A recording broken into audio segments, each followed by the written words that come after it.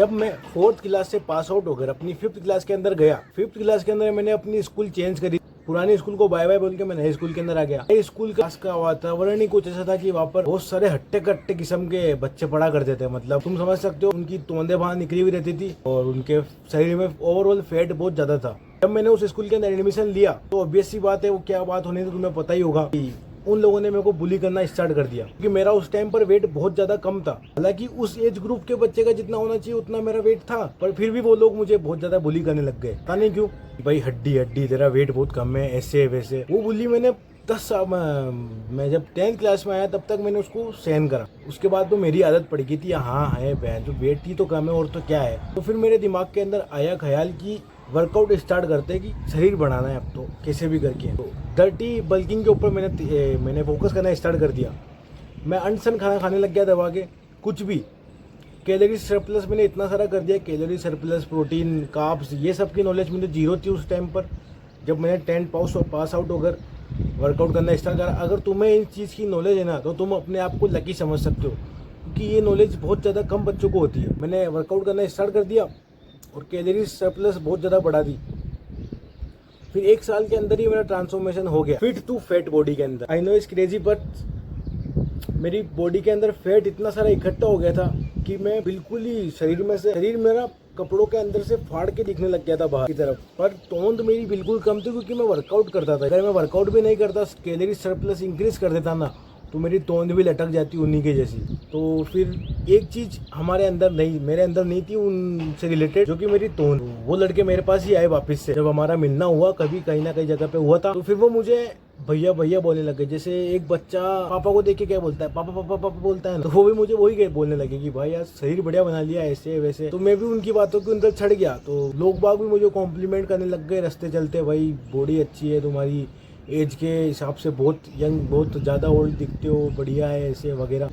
तो इस चीज़ को लेके मैं बहुत ज़्यादा कॉन्फिडेंट हो गया था। तो मुझे अभी रियलाइज़ हुआ है 6 महीने पहले, जब मैंने अपनी बॉडी को उसके अंदर देखी मिरर के अंदर, कि यार इसमें तो कुछ है ही नहीं दिखाने लायक, बस ये शरीर के अंदर ही सही लगती है। तो फिर मैंने डिसाइड किया फैट लॉस करना। टाइम अराउंड मेरा फैट हुआ करता था 94 किलोग्राम था। अभी मेरा वेट है 86। 8 किलो वेट मैंने 6 महीने के अंदर इजीली लूज करा है। तुम भी लूज कर सकते हो, कोई ज्यादा रॉकेट साइंस नहीं है, बस इस 4 स्टेप्स को इजीली फॉलो करो। पहला है तुम्हें अपनी रूटीन के अंदर रनिंग ऐड करनी। रनिंग के अंदर वो नहीं जो जॉगिंग। बहुत सारे लोगों को मैं देखता हूँ भाई रनिंग के नाम पे जॉगिंग करे जा रहे। जॉगिंग हाँ गुड है, तुम्हारा फैट लॉस होगा, पर तुम्हारी मसल लॉस भी हो जाए। तुम्हारा मसल भी तेजी से गिरेगा अगर तुम रनिंग के नाम पे जॉगिंग करते जाओगे। इसीलिए जॉगिंग को जितना हो सके तुम उतना इग्नोर करो। स्प्रिंटों के ऊपर ध्यान दो, क्योंकि मैंने भी जब मेरी रनिंग स्टार्ट करी थी तो मैंने इस चीज के ऊपर में भुगत भोगी था। मैं लॉकडाउन में रनिंग करना स्टार्ट करा था, तो मैं जॉगिंग ही करा करता था। इस कारण मेरा वेट ज्यादा लूज हो गया था। तो मैं उसके ऊपर थोड़ी बहुत रिसर्च करी थी कि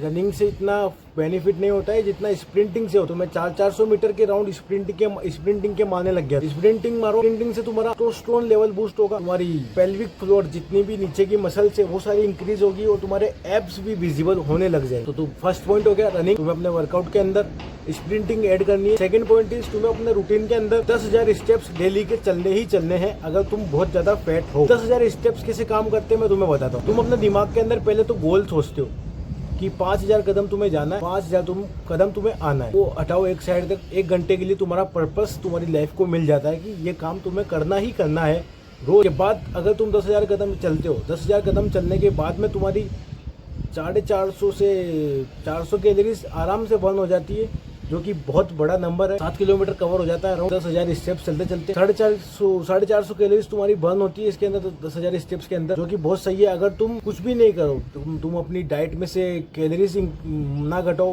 कोई भी प्रोटीन डाइट को फॉलो ना करो, ओनली फॉर 10,000 स्टेप्स चलो, तुम्हारा वेट लॉस 1 महीने के अंदर 3 से 4 किलोग्राम हो सकता है। और ये मैंने करा है खुद के ऊपर। बोलो उसके बाद ही तुम्हें बता रहा हूँ, हवा में बातें नहीं कर। इसलिए 10,000 स्टेप्स भी बहुत अच्छी चीज है। थर्ड नंबर इज तुम्हारी workout intensity. Third point is तुम्हें अपनी वर्कआउट इंटेंसिटी को जितना हो सके उतना बढ़ाना है। रेप्स को फेलियर तक टच करना, जिससे तुम्हारी मसल को बहुत ज्यादा टेंशन पड़ेगी और वो ग्रो होना ही पड़ेगा। इसीलिए तुम्हें वर्कआउट को बहुत इंटेंसिटी से करना है, मसल माइंड कनेक्शन के साथ करना है। अदरवाइज तुम्हें वर्कआउट करना ही नहीं है। तुम अगर हवा में कोई भी गलत फॉर्म के अंदर तुम वर्कआउट करते जाओगे तो तुम्हारे बॉडी के अंदर उसका असर नहीं होने वाला है, उल्टा तुम तुम्हारे कंफर्ट जोन के अंदर चल जाते हो। इसलिए भले ही 5 रेप्स मारो पर उन्हें ढंग से मारो। जितना ढंग से तुम अपना रेप्स मारोगे तुम्हारी मसल उतनी ही जल्दी ग्रो करेगी। लास्ट और फोर्थ नंबर है तुम्हें अपनी मील के अंदर से एक ना एक मील को कट करना ही। अगर मान लो तुम सुबह खाना खाते हो, रात को खाना खाते हो, तो तुम्हें रात का खाना कट कर देना। इससे क्या होगा, तुम्हारी कैलोरीज कम होगी और तुम्हें कैलोरीज बर्न करने में भी आसानी होगी और तुम्हारा फैट लॉस इजीली हो जाएगा। अपने मील का एक खाना हटा दो। खाना अगर तुम एक टाइम भी ज्यादा खा दो तो उसको भी आधा कर दो, जिससे तुम्हें फैट लॉस के अंदर बहुत ज्यादा बढ़ावा मिलेगा और जल्दी से फैट लॉस हो जाएगा। मेरा भी फैट लॉस अभी कंटिन्यू है, आगे देखना, आगे तुम्हें वीडियो मिलती रहेगी। इसको अराउंड 75 किलो तक ले जाना चाहता हूँ।